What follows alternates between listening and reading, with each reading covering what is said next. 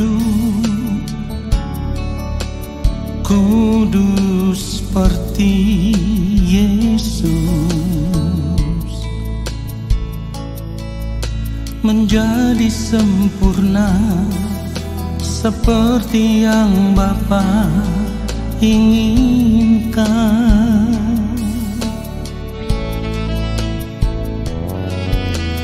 Ku mau selalu berkenan padamu, hidup mengenakan pikiran dan perasaan Kristus,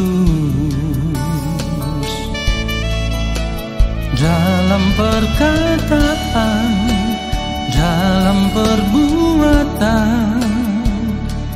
Ku mau Kristus nyata di dalamku, yang ku ingini hanya kerajaan-Mu, ya Allahku. Keindahan dunia, kesenangan dunia, tak ku ingini lagi semua itu, sebab kemuliaan yang Bapa sediakan, itulah yang sempurna.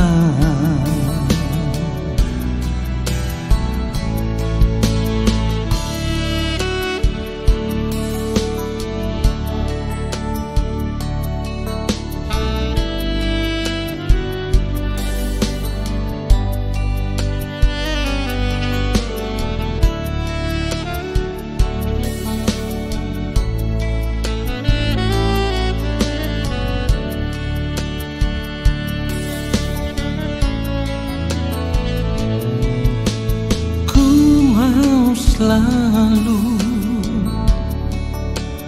berkenan padamu, hidup mengenakan pikiran dan perasaan Kristus, dalam perkataan, dalam perbuatan. Ku mau Kristus nyata di dalamku, yang ku ingini hanya kerajaan-Mu, ya Allahku. Keindahan dunia, kesenangan dunia, tak ku ingini lagi semua itu, sebab kemuliaan yang Bapa sediakan, itulah yang sempurna. Oh, dalam perkataan, dalam perbuatan, ku mau Kristus nyata di dalamku, yang ku ingini hanya kerajaan-Mu, ya Allahku. Keindahan dunia, kesenangan dunia, tak ku ingini lagi semua itu, sebab kemuliaan yang Bapa sediakan, itulah yang sempurna.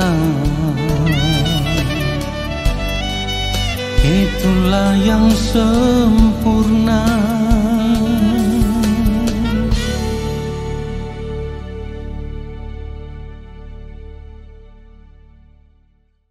Baiklah, kita siapkan hati kita, mari kita berdoa. Bapa yang Maha Kudus, yang Maha Mulia, Kami mau mendengarkan kebenaran firman-Mu. Berbicaralah bagi kami.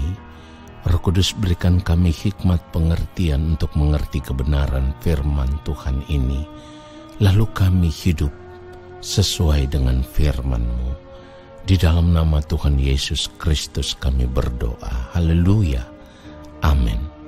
Saudaraku, kita harus mengucap syukur karena kita diperkenankan untuk mengenal Allah yang hidup. Allah yang menciptakan langit dan bumi ini. Allah yang kita kenal dan kita sembah di dalam nama Tuhan Yesus Kristus.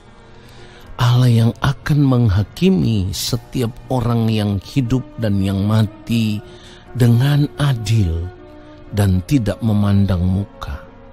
Itulah sebabnya tanpa kesucian hidup, tidak seorang pun berkenan masuk ke dalam kerajaan-Nya. Itulah kenapa Tuhan Yesus berkata di dalam Matius 22 ayat 14, sebab banyak yang dipanggil, tetapi sedikit yang dipilih.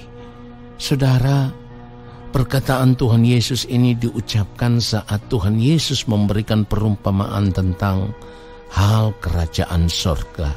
Kalau kita baca di dalam Matius 22 mulai ayatnya yang kedua, hal kerajaan sorga seumpama seorang raja yang mengadakan perjamuan kawin untuk anaknya. Ia menyuruh hamba-hambanya memanggil orang-orang yang telah diundang ke perjamuan kawin itu, tetapi orang-orang itu tidak mau datang. Nah, saudaraku, orang-orang yang telah diundang tersebut menunjuk kepada orang-orang Yahudi, sebab merekalah umat pilihan Allah. Dan sebagai umat pilihan Allah, sesungguhnya mereka juga sudah terlatih untuk memiliki moral yang baik. Dan ini merupakan gambaran dari pakaian pesta yang harus dikenakan.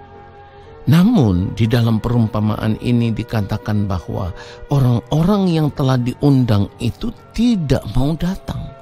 Di dalam ayatnya yang keempat dari Matius 22 ini firman Tuhan katakan, ia menyuruh pula hamba-hamba lain, pesannya, katakanlah kepada orang-orang yang diundang itu, sesungguhnya hidangan telah kusediakan, lembu-lembu jantan dan ternak piaraanku telah disembeli, semuanya telah tersedia, datanglah ke perjamuan kawin ini.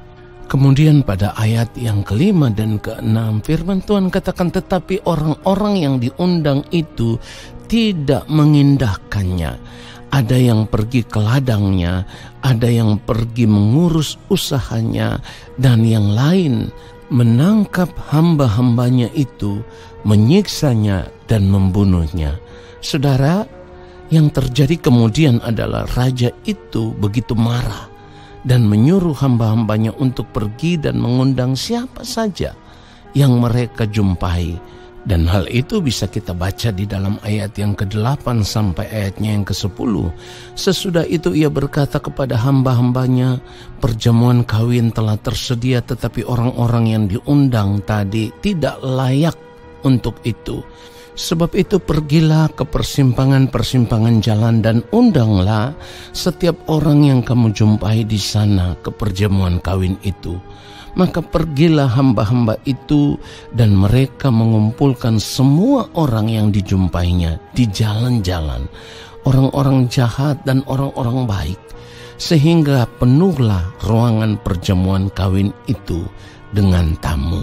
Saudaraku, orang-orang yang di persimpangan jalan di sini menunjuk kepada bangsa-bangsa lain dari belahan dunia ini, termasuk kita semua sebagai orang percaya yang telah percaya dan menerima Tuhan Yesus sebagai Tuhan dan Juru Selamat hidup kita.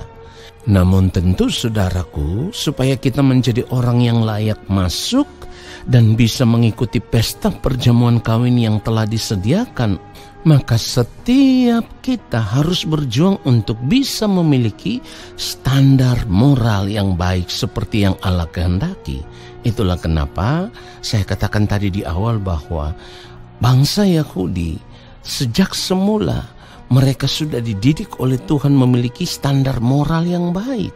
Tentu standar moral kekudusan hidup seperti yang Allah kehendaki, yaitu tinggal di dalam kesucian dan kekudusan Allah.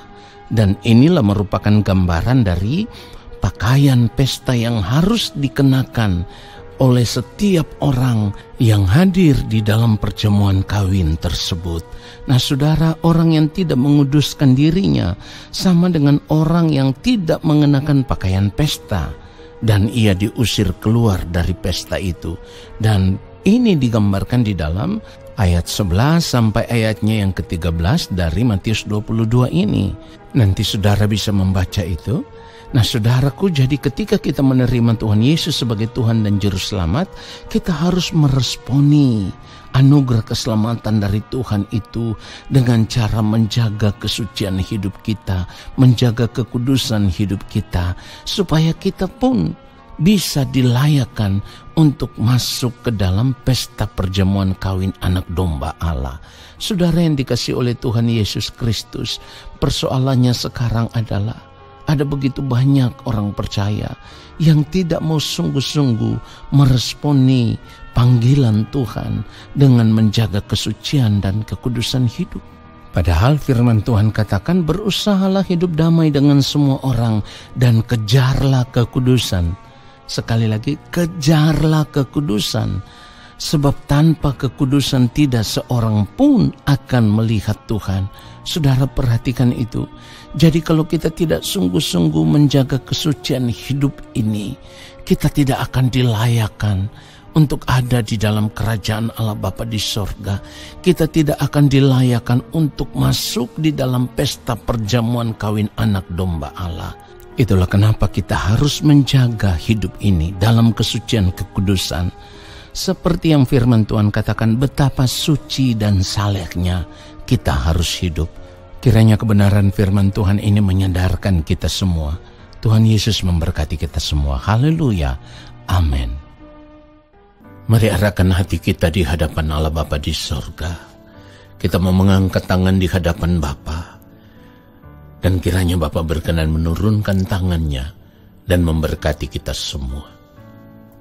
Segala berkat kasih karunia daripada Allah Bapa di sorga, rahmat cinta kasih yang berlimpah-limpah dari Gembala Agung Tuhan Yesus Kristus di dalam persekutuan yang manis dengan Roh Allah yang kudus, kiranya turun atas kehidupan kita semua, menyertai langkah hidup kita semua, dan memberkati kehidupan kita semua, sekarang dan sampai selama-lamanya. Amin.